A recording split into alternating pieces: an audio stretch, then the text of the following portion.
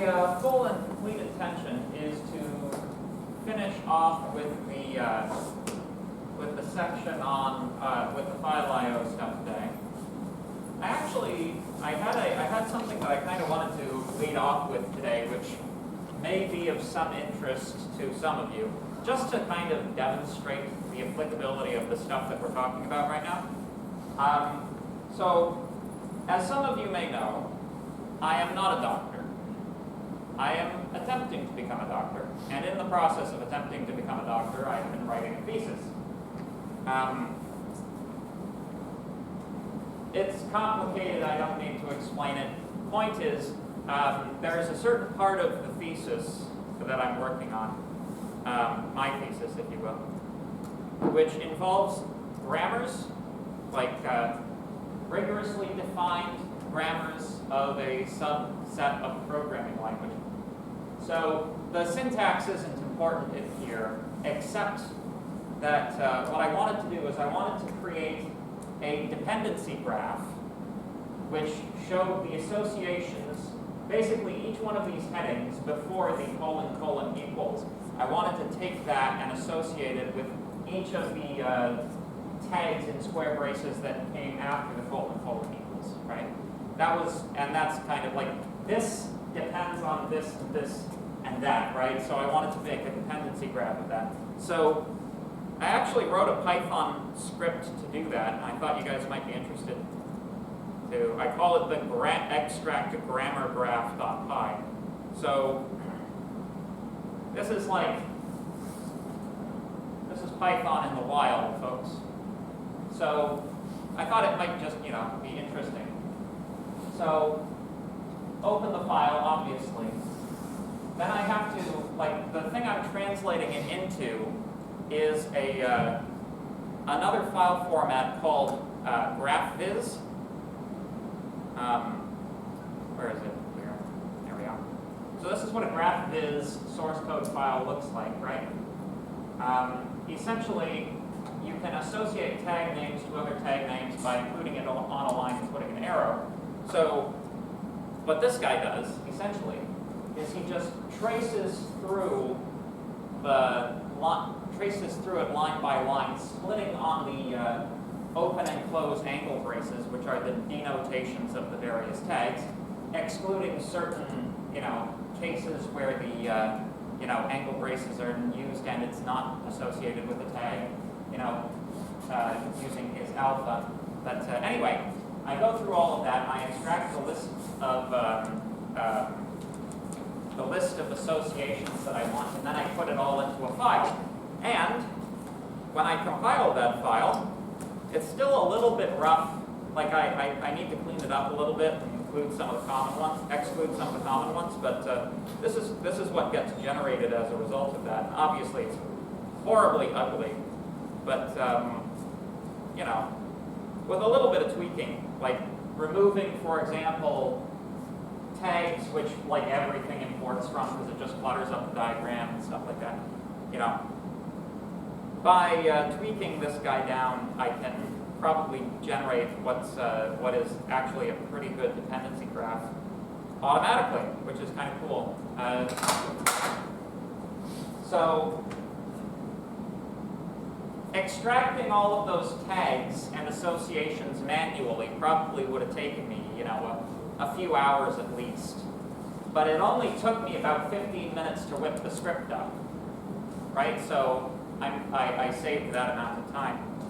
So this stuff is actually practical. I don't know, obviously that's a pretty computer science-y type application, but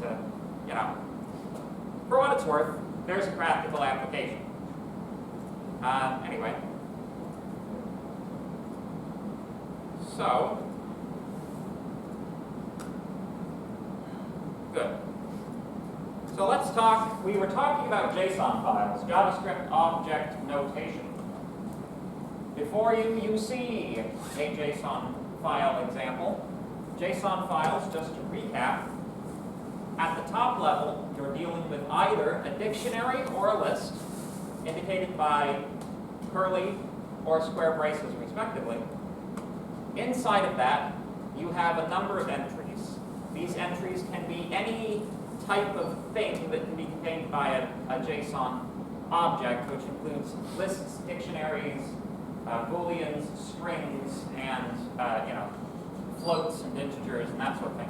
All your primitive data types, or at least the ones that you should be caring about.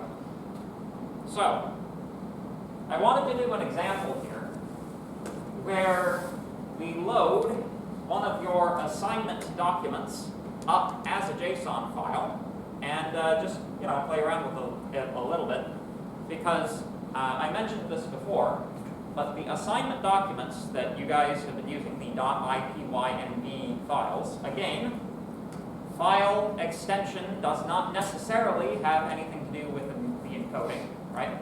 Just because it's not .json doesn't mean it's a JSON. The .ipynb files that you've been using all semester are in fact JSON encoded. So we can take a look at some of the, we can take a look at the plain text and see what some of the eccentricities of this representation are. So, first, and this is something I recommend you do anytime you're trying to parse a file or read a file in. You should always, always, always go in with a plain text editor and take a look at it. See what it looks like, right? So, let's take this guy right here. Open with a text editor.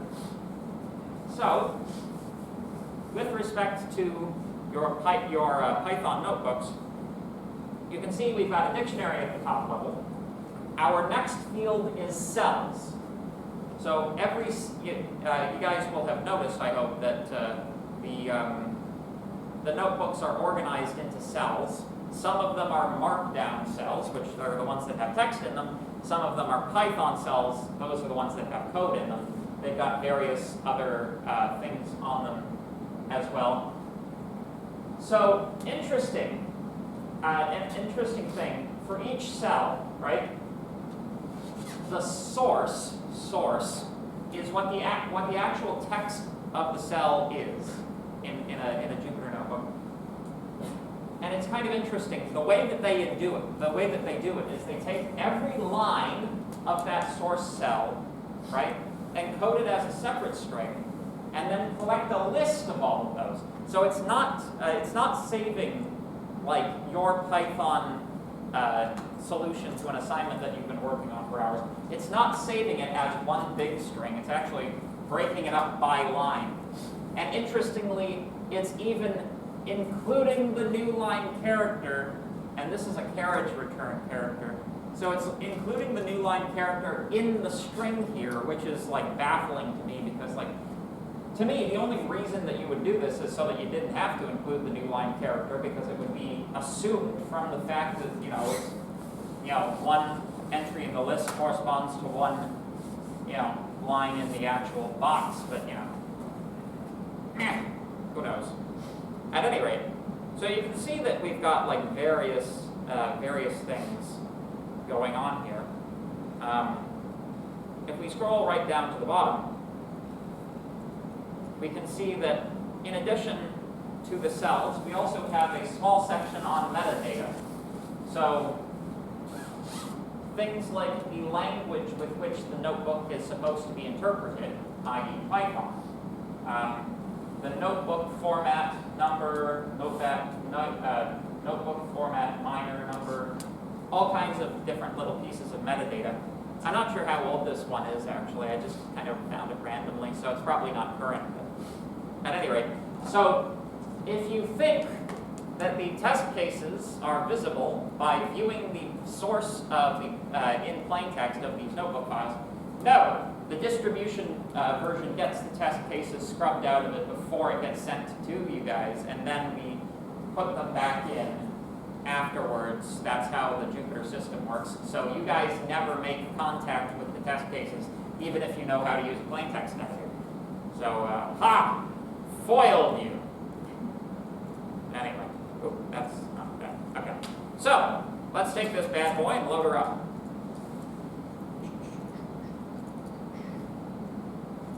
I'll do it in a different cell, or a different. So let's say get it JSON loader dot So, first things first, we had a library for CSV. We also have one for JSON. Import JSON. Bing, bang, boom. Now, reference. So the procedure for working with JSONs is slightly different from the procedure for working with CSV files. In the case of CSV files, on this line, we created a CSV reader or writer object using the CSV library, and then we interfaced access to the file through that object. In this case, with JSON files, you just read the whole thing in as a string, right? You just take it, read it as you regularly would, and then JSON.loadS. So loads stands for load string, right? This method of the JSON library accepts a string as an argument and produces a data structure inside of Python corresponding to the structure of the JSON in the file, right? So if it's a dictionary at the top level in the file, it's a dictionary at the top level in X, right? If it's a list at the top level in the file, it's a list at the top level in X. X is given the context. So, but essentially, what they've done is they've decoupled the reading in of the file from the parsing of the file, which to me makes a certain degree of sense, actually. But, you know, it's less user-friendly. So, you know, Lord knows we have to have things be user-friendly, even if it doesn't make sense. But anyway, so let's do this. Open. With open. A1.ipynb in read mode as file handle. String is equal to file handle.read. X is equal to, or we can call it contents, is equal to JSON.load S string. Now we can print the contents. Although this will probably not look very appealing, shall we say. Python 3, JSON loader.py, bing bang boom. So you can see we do have the comment, we do have all of the stuff here, right? It's just been compressed into one tiny amount of space. Basically because it's removed all of the tabbing and new lines, because it's expressing them, you know, that tabbing and new line, that's like only for the sake of readability in the JSON in the first place, right? So here, it makes no sense because, you know, like you can write another algorithm that would quote unquote pretty print this, but, you know, you have the raw data. So let's see, the way that we access this, right? Let's say we wanted line 5 of the text of the first cell, right? We address it by cells because it's a dictionary. Under that level, after that, cells are done in a list, so we have to pick which element of the list we want. Let's just say the first one. Well, let's say the 5th one, or the 6th one, because zero indexing. After that, cells have a bunch of different values as well. Cells have, or dictionary tags. Cells themselves have metadata attached, and you can see that the type of the cell is indicated either markdown or source code. So let's take a look at the source. Source. Line 2, by which I mean 3. Run that. Index X out of range. I see. Let's try it if it's so then. There we go. Line 3 of cell 2, this example question is to give you an idea of blah, blah, blah, blah, blah, blah, blah, blah, blah. There you go. So that's how you extract data from a JSON file. Does that make sense? Any questions about that? No? Good? Okay. Yeah, useful skill. Useful skill. And of course, if what you want to do is to create a JSON file rather than read one in, all you have to do is take the data, whatever data you want to write to the file, right? Arrange it in Python into a hierarchically arranged series of lists and dictionaries as you would see in a JSON file, right? You just set that up, and then you use a different method. So,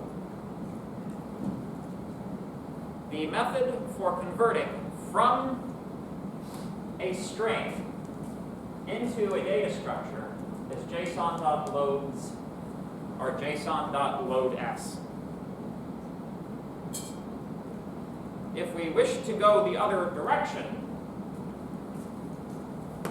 json.dumps. json.dumps. This might make you feel like you're down in the dumps, but it'll be okay. Pretty soon exams will be over. So, although probably not for another month. A month is not a lot of time. Anyway, so we start with a data structure. We use json.dumps, and we retrieve from that a string. It's just a string at this point. In order for it to actually be written to the file, you have to actually write it to the file handle.write s. Make sense? Same thing going in coming. We have decoupled the file operations from those that interpret the JSON format. Does that make sense? Cool. So, as I stated previously, it's been a trend recently that a lot of databasing applications have been sort of, although, a lot of databasing applications, particularly web-based, applications, have been moving more towards JSON for the purposes, for general databasing purposes.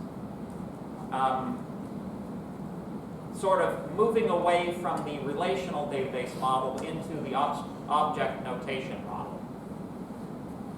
Therefore, you will find many of your most favorite websites, Facebook, the Instagram, and the Twitter, all use JSON in the back end to store information about things like Facebook posts and tweets. This is very, very tiny, so I'll blow it up a little bit. But this is an example of JSON that was lifted from Instagram. So,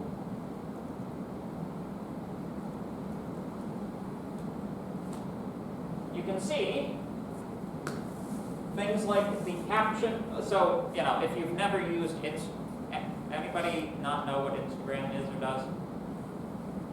Okay. So, I don't know, maybe there was someone, I don't know. So, because it uses primarily images, we have such details as the caption, which includes text and created time, number of likes, the link to the thing, time created, timestamp, probably in Unix epoch time, probably, and various information about the image itself, right? Like its height and width, and what size the thumbnail is, all that kind of stuff, right? JSON. JSON is a very popular format. Good. Incidentally, Amazon AWS is Amazon Web Services, which provides a great deal of like the background data storage and processing power to large internet applications. You can get an account with them yourself if you want, but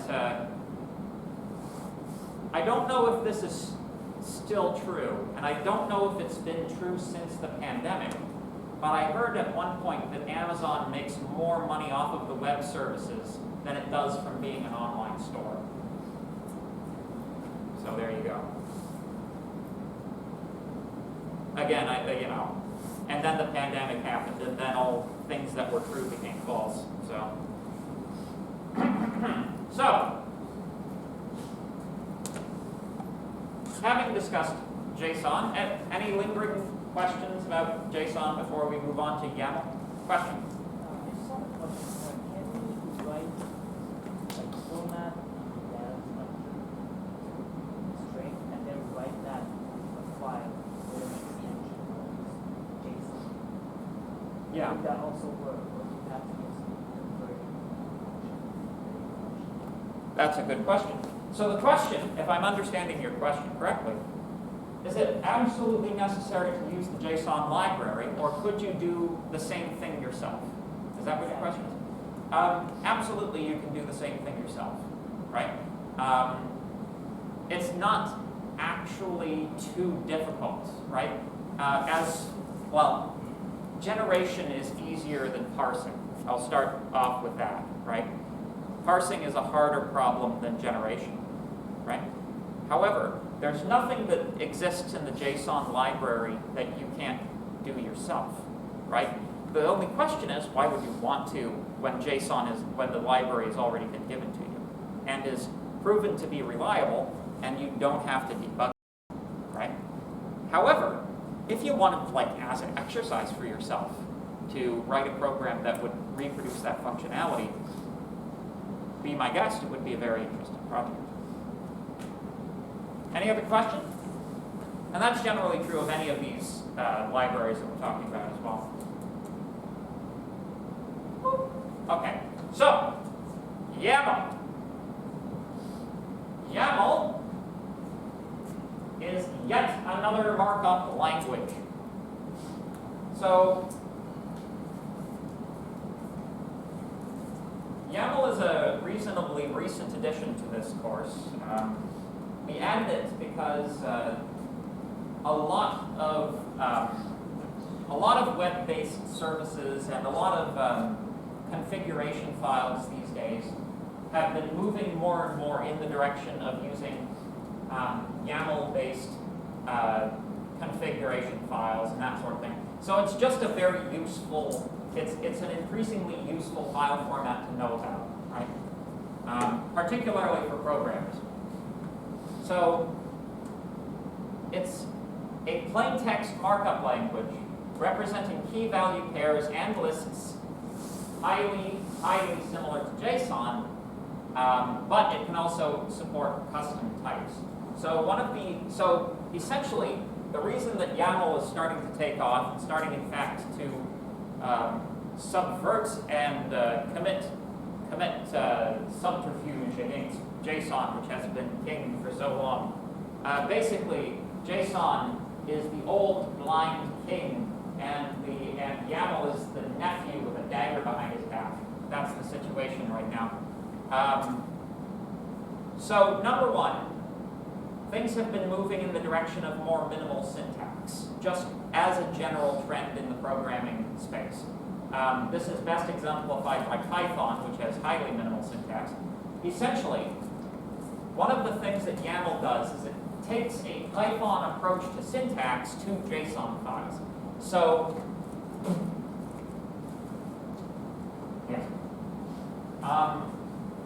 so rather than seeing a bunch of curly braces and square braces and not having the white space matter, although it does because if you don't use it, it's unreadable, YAML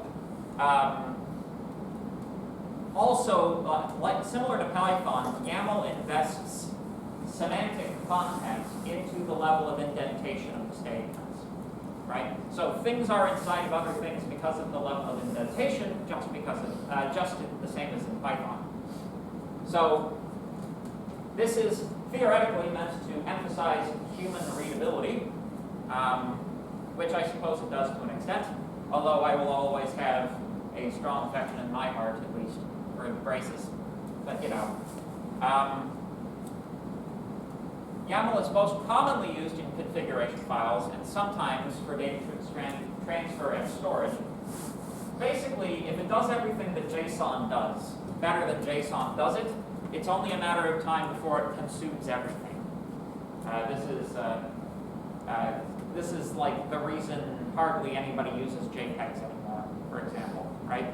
It's like you occasionally see JPEGs, but most of the time you see better file formats. Although, if you actually dig into the details of JPEG, it's brilliant, the compression algorithms that they used on it. But anyway, so YAML is also a quote-unquote superset of JSON. So any JSON file is valid YAML as well, right? So when I'm saying superset, I'm meaning it in the set theory sense, right? So if you imagine the space of all possible JSON files, that is a strict subset of the set of all possible YAML files. So every single YAML file is also a valid JSON, or pardon me, strike that, reverse it, thank you.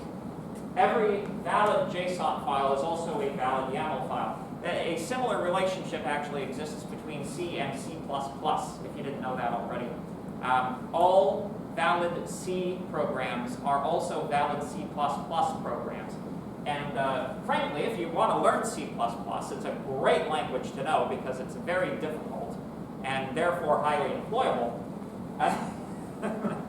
You know, nobody's gonna pay you to do stuff that everybody can do, right? So if you want to learn C++, I think that probably a very good way to go about that is to learn C first. Because anytime you get into a sticky situation in C++, if you have C skills to fall back on, you'll be okay, right? But anyway, C++ is definitely its own language. I don't mean to, like, blur the boundary between those two languages.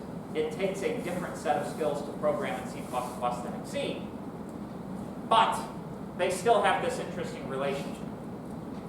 Anyway, so here is an example of a YAML file. Just like in Python, comments in a YAML file are done using the octo-fork character, not hashtag octofork, thank you. So at the top level here, we have dictionary entries, right? Tag, value, tag, or key, value, key, value, key, value.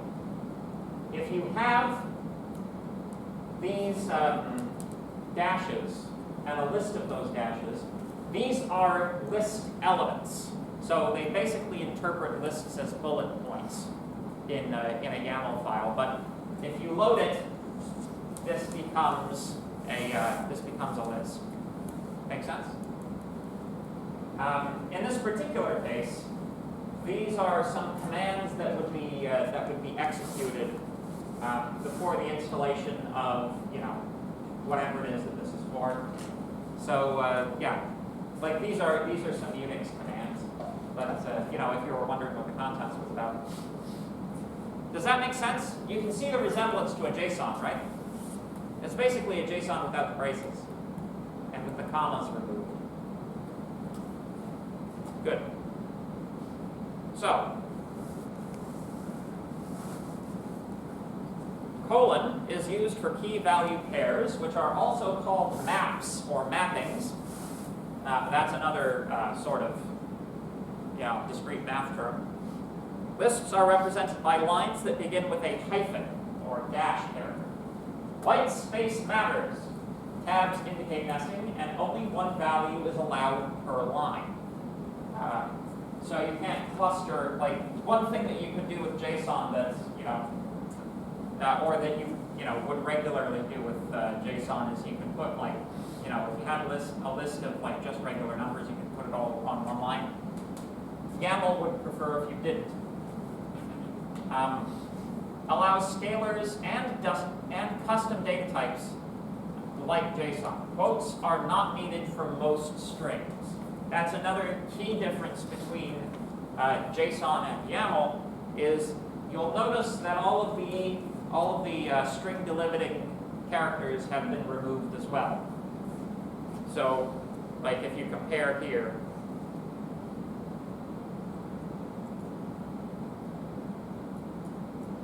come on, browse. That's a lot of quotes. You can easily tell what is a string and what is not a string, but that's just a pain in the butt, right? So, again, the emphasis in YAML is on human readability. So flow format allows for curly and square braces to be used to denote maps and lists like JSON.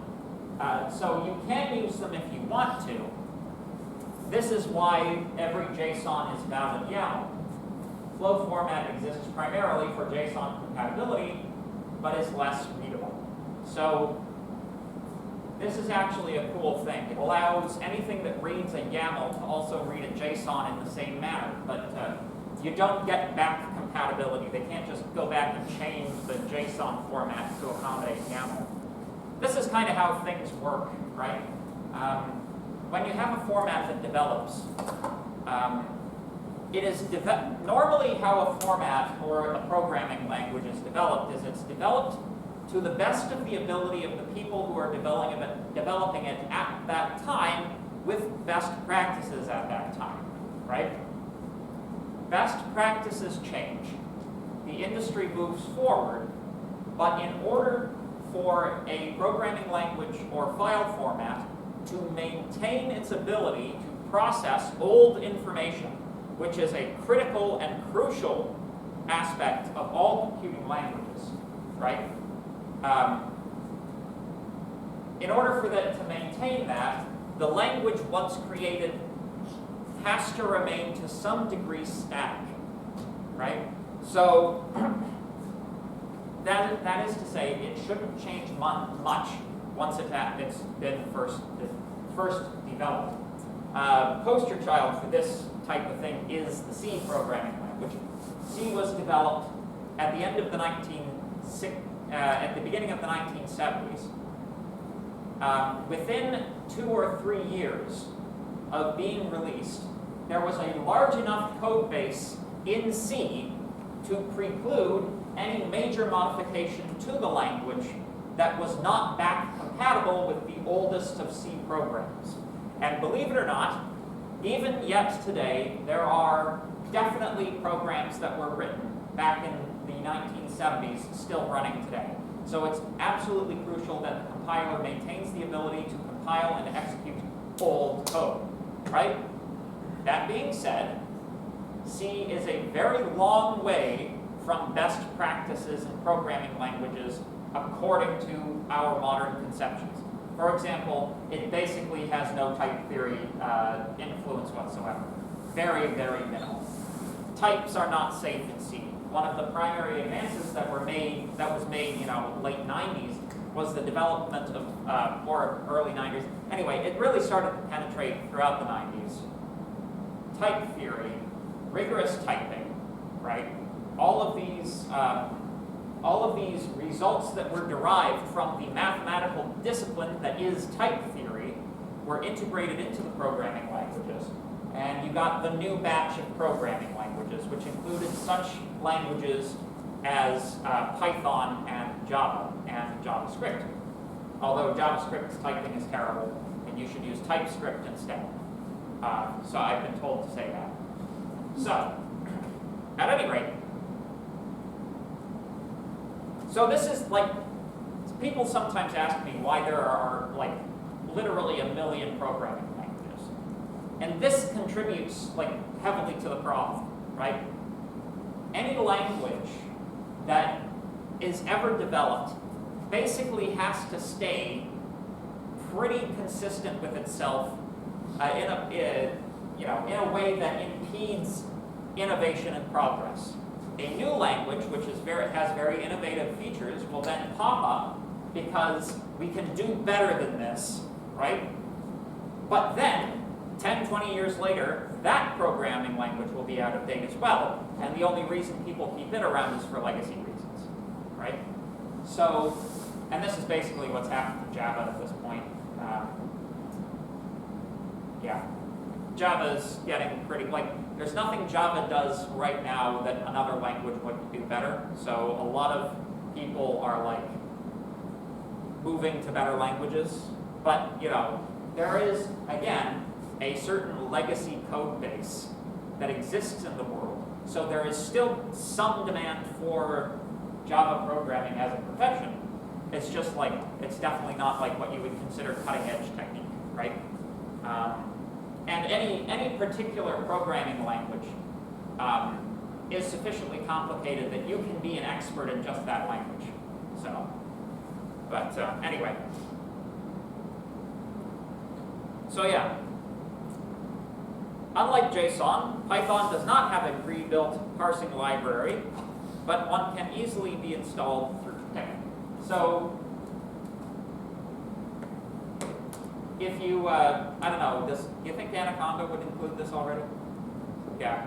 So if you got the Anaconda distribution, you don't have to worry about it, but if you have like, a basic Python installation, such as mine that you just installed on your Linux computer, you will have to install PyYaml separately. Right? Use YAML.saveload or YAML.load to load YAML files into a dictionary. They can then be used like Python as Python dictionaries, /lists, or JSON files. You can, in fact, write a program which loads a JSON file, converts it to a YAML file, and vice versa, if you're really concerned about it. So, good. For example,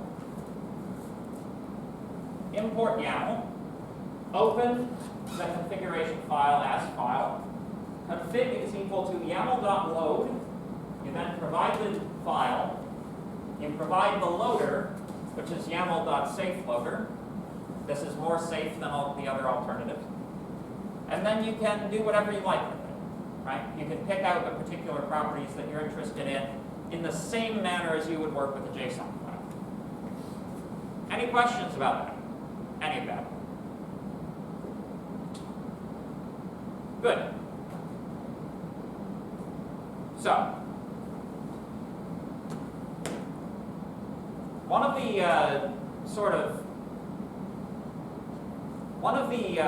the uses for YAML that's gained a lot of popularity in recent years is a program called Docker. Docker is used in a large number of different configuration applications. Amazon Web Services, Nginx, GitHub uses it as well. If you're taking 1xC3 while I'm teaching it, one of the things that we do, one of the labs that we have in that course, is I will teach you how to use a Docker file inside of GitHub to perform what's called continuous integration testing, which basically means you have a repository, and anytime you upload code to that repository, the repository itself automatically checks to see if that code passes certain predetermined test cases, and if it fails those test cases, the code the broken code that you're trying to commit fails to commit. So that maintains the integrity of the repository itself, which can be a very useful thing, particularly if you work with people who are not good at coding, which will happen, believe me. But yeah, so that's what YAML is used for. Any questions? Good. Excellent. Wonderful. So much for files. So much for pathos.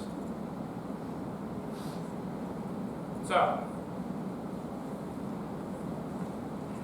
we now pass from what I would consider the major topics of this course into the minor wrap-up topics of this course. I think in this semester, what I'd like to do is I'd like to save the topic on graphics. It's not actually graphics. What it actually means is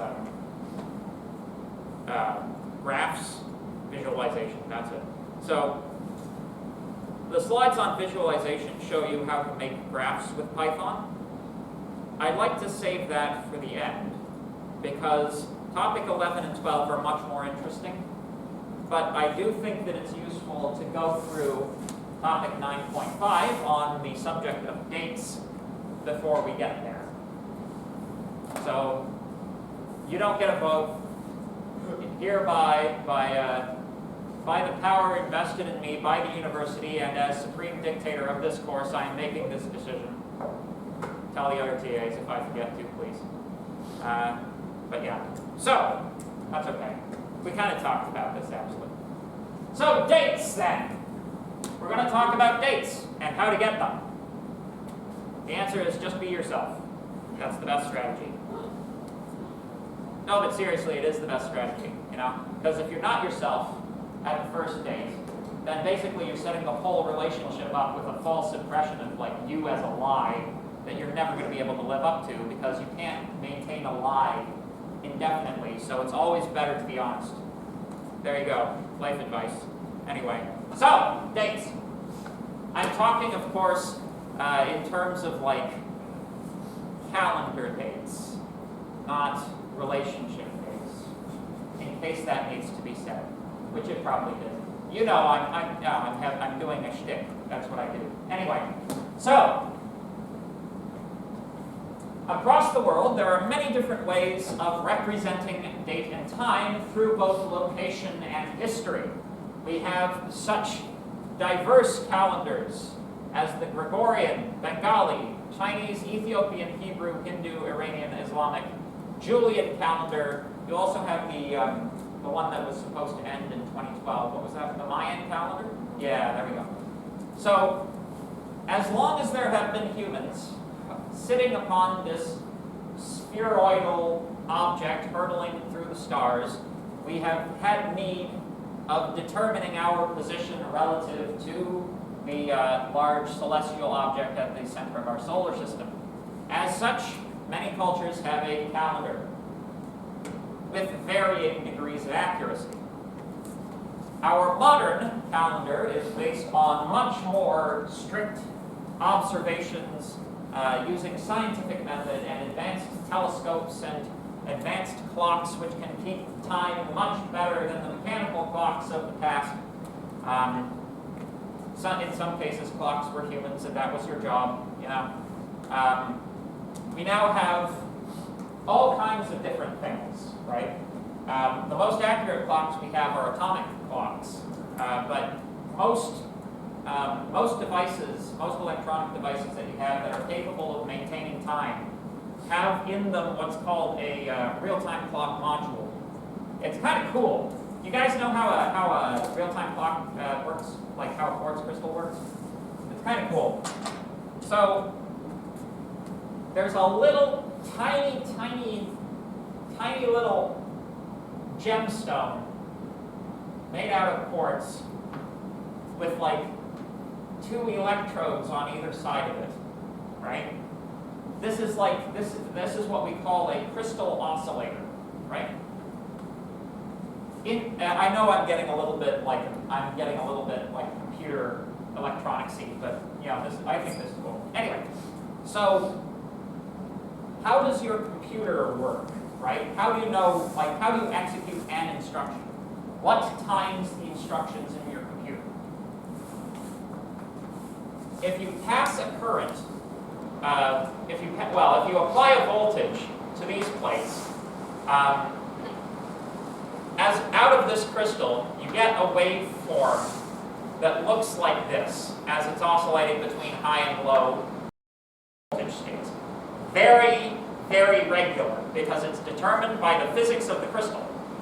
The crystal itself can contain inaccuracies in the form of impurities and other things that can throw things off. So occasionally, what will happen is like your crystal will skip one of its up cycles, and then it'll resume them. So essentially, and you know, it's a little bit more complicated than this, obviously, but the oscillator crystals that are used, for example, in most, like, say, a digital alarm clock that you would have up by the bed. You ever notice how those things drift? Right? They get behind over time. It's because the crystals that they use lose about anywhere between 20 and 200 pulses per million pulse, which equates to losing, on average, about 1.5 seconds a day. So over the course of, over the course of however many months, you'll lose however many minutes, right? So that's why your alarm clocks get off, and the same thing happens to digital wristwatches unless you have like a really good one. So that's how clocks work. The problem that we have primarily in Python, however, is that across the world, there are many different ways of recording date and time. There is lots of complication that's introduced by time zones as well. There's a good computer file video on this subject if you ever want to go slightly insane about how it's just almost impossible to keep track of time zones. So this is a map of the planet, the one you're currently inhabiting, with different geographic regions highlighted by the time standards that are common in that region of the world. You can see that a large amount of the world uses day, month, year, small to big, right? Personally, I prefer it. In the United States of America and nowhere else, month, day, year. Yeah. In, I believe, Saudi Arabia and the Philippines? I don't know. I don't know my geography in these islands, but, sorry? Is it? Yeah. These guys will use either day, month, or month, day, right? It's just, it's just a big mess, right? And interestingly, Canada is like the one country in the whole world where all three of these are common. That's what's indicated by the dark gray. So I guess that's a win for diversity and inclusion, eh?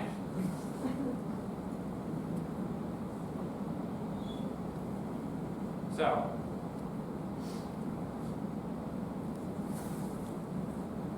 yeah, it's time, so to speak. Jokes. See you guys on Friday. If you guys, are if you can keep track of the time correctly. Now you should now know how to. So.